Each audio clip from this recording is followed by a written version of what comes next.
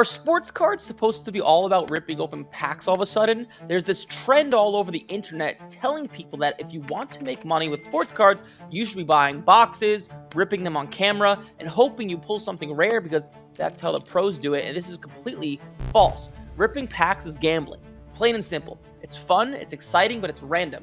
You have zero control over what's inside, and the people who lose obviously never post the results. The card companies win, the breakers win, but beginners, they almost always get crushed. What most people think is actually helping them hurts them, because ripping doesn't teach you how value works. It actually hides it. And the truth is, once you understand what's really going on inside a sealed box, you'll see exactly why so many people lose and why a small group consistently win. So in this video, I'm going to break down what actually happens when you rip open a pack or a box of cards, the real math behind it, where the value goes, the part nobody online never explains. So let's get into it. What really happens when you open up a pack of cards or a box of cards? So the way this works is you have these big companies like Panini and Upper Deck and Topps. They pay athletes millions of dollars for the rights to their autographs. So let's say you have a company that paid athlete A $50 million because they're an excellent athlete for their rights for the next 5 years for them to sign a bunch of cards. They need to make money on that $50 million. So Topps might pay athlete A $50 million, athlete B $20 million, another athlete $1 million. And they spend all this money on these different athletes for them to sign their card. What they're doing is they are spending a lot of money up front. Then they take all these autographs they get from these athletes and they chop it up in all these different packs and boxes and cases. They're basically making an upfront investment to make it all back in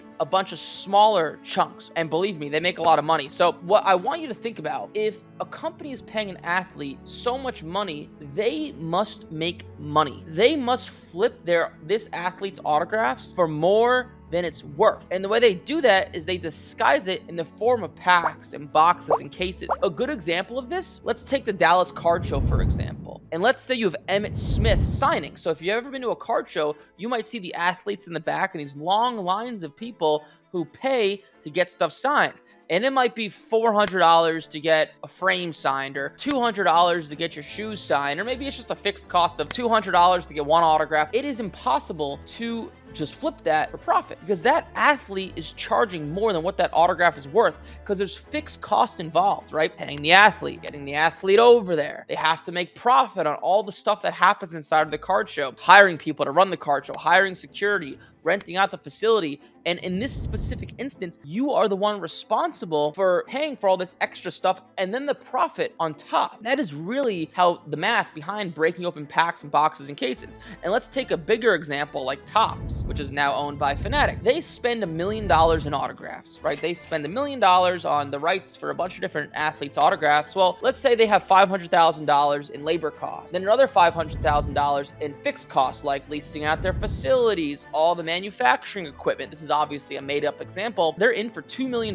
Now they need to make a profit on top of that. Let's say they want to make a 25% profit margin. So they're $2 million in, and they need a net $2.5 million in their pocket to consider their business venture a success. So guess how they make that profit? Guess how they make that money? It's through the form of packs and boxes and cases. They would never just take all these players' autographs and just auction them online on eBay. Then they would essentially break even. The way they do it is they hide it through the form of gambling, essentially. And I'm not saying there's anything wrong with it. It's what drives the hobby. I just want you to be aware of it, that why it's a losing proposition, and why maybe 1 out of 100 people are successful doing it in the long run because they get super lucky pulling open some crazy pack of cards. It's a similar thing to the casinos, which brings me to my next point as to why this is addictive. I bet a bunch of you guys watching this are probably familiar with sports gambling, and you've probably seen the commercials for FanDuel and DraftKings. What FanDuel does is they'll show a commercial of people on the couch having fun, and they hit a parlay where they put $5 down and they made $900 on the parlay.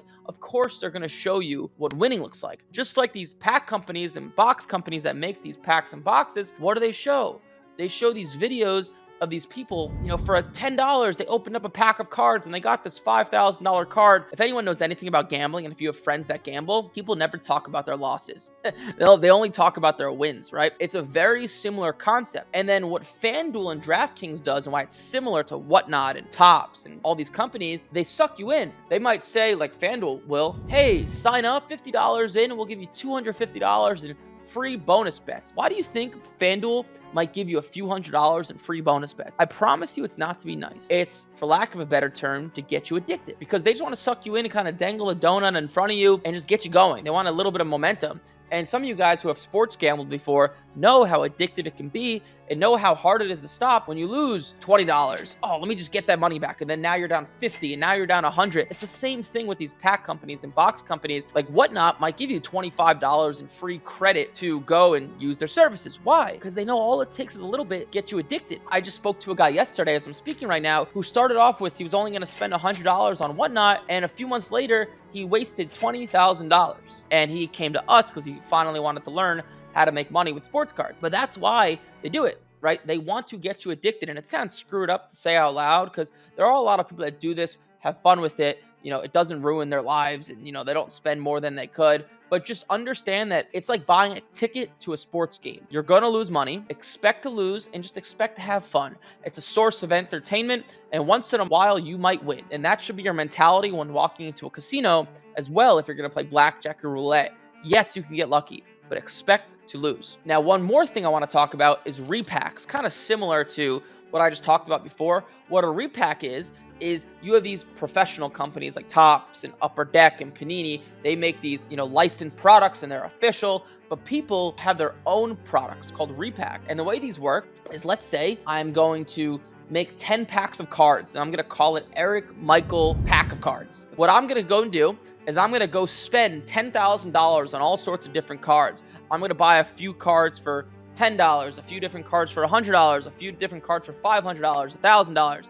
And I might buy one banger of a card for $5,000. I'm going to go and take all these different cards I bought, put 10 cards in each of these 10 packs. And what I'm going to do to advertise my repack is say, hey, you can pull this $5,000 card. It's in one of these packs. However, these packs cost me $10,000 in my own money. However, I sell each of these 10 packs for, let's call it $1,500 each. So I get $15,000 in my pocket. So $10,000 went out, $15,000 came back into my pocket, and one person gets lucky and gets the $5,000 card, but essentially everybody else loses, okay? It is mathematically impossible to make money opening up repacks, and the math kind of works the same way as regular packs as well, okay? And I'm letting you know this because you're essentially just overpaying for cards. That's what you're doing, just with a little bit of fun involved, opening up packs and boxes, right? That's all this is. Just know the money that is going into these packs is going to be less than what you are paying. And it may not seem like a big deal just spending $100 on one pack of cards. Over the long run, it'll eat away at your wallet. One more thing I'll mention, number 4 to this, is new products. So besides all the math being wrong and you're gonna lose money in the long run, what's even worse is most of these cards go down in value. When a new product comes out or a new pack of cards comes out, it starts out really high and then it goes down because there's a lot of hype and excitement because the new Jaden Daniels cards just came out, of the new XYZ player,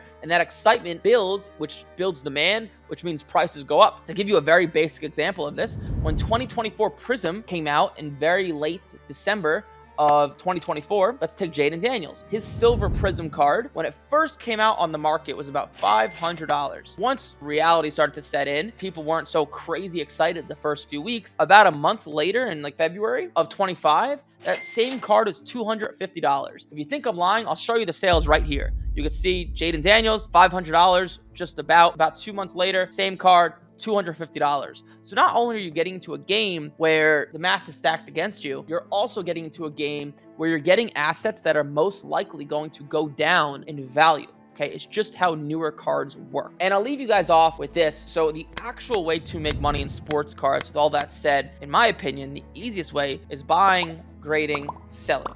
It's systematic, it's easy, it's simple, but this is what smart collectors are doing and people who are making consistent returns every month, because I see all these people all the time that get into sports cards because they see their friend who owns a card shop in the state over making a lot of money, and then they get in and they see all these ads of Whatnot and eBay Live, and they get into packs and boxes, and then they end up losing a lot of money because they don't realize that their friend in the state over is actually buying cards, grading them, flipping them. He's the one selling the packs and boxes. He's not the one opening it, right? This is what smart collectors are doing. They're systematically buying cards, and if you're really doing it right, you're buying cards while they're low. In the off season, this is something I talk about all the time. Like right now while I'm doing this video, it's November of 25. So right now I'd be buying baseball because it's low. and then sell it in January, February, March, and then I'm moving my money into football while it's low in the off season, and then into basketball, and I'm repeating that cycle over and over, and I'm always selling cards while the player's not playing, right? I'm buying the card in the off season when it starts, I'm selling it right before the season starts. This is what smart collectors are doing, and the smart ones who are actually making money. But I hope this video helped you guys just a little bit. There's a free PDF down below of exactly what I'm talking about in step-by-step format. You guys can go and grab it. It's free. It'll help you guys out. Go print it. Put it on your wall. Go look at it. It'll save you a lot of money and make you a lot of money in the long run. But like, comment, subscribe. I'll see you guys in the next video.